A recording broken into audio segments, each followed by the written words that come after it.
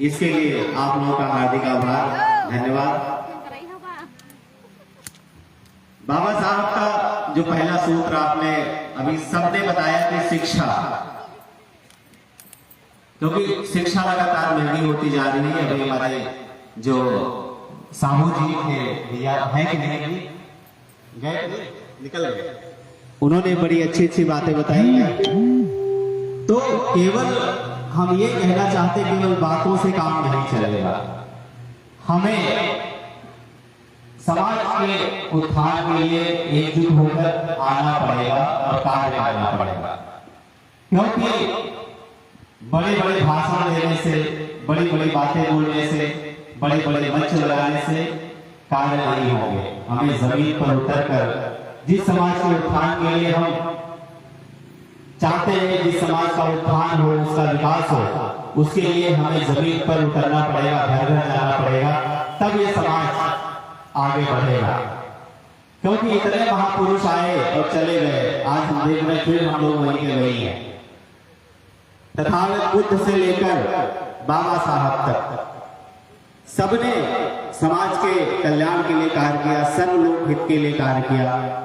उसके बाद भी आज भी हम संघर्ष कर रहे हैं। तो उसका कारण क्या है? इसका मतलब है कि कमियां खामियां उनमें हमारे महापुरुषों में तो है नहीं, इसका मतलब हम ही में है। हम क्या, अक्सर आपने देखा होगा कि हम दूसरों में बदलाव चाहते हैं।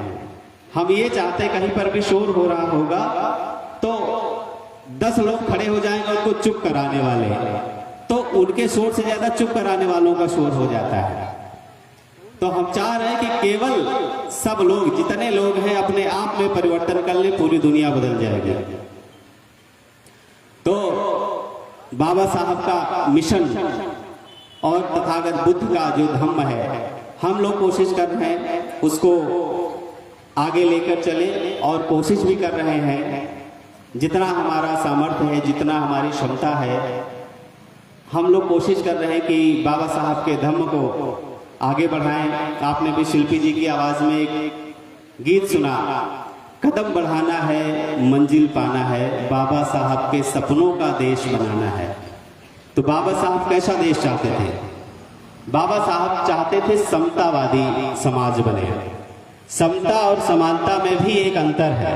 ये अंतर कितने लोग जानते हैं? समानता और समता शब्द एक जैसा है, लेकिन अंतर बहुत है, इसमें बहुत बड़ा अंतर है।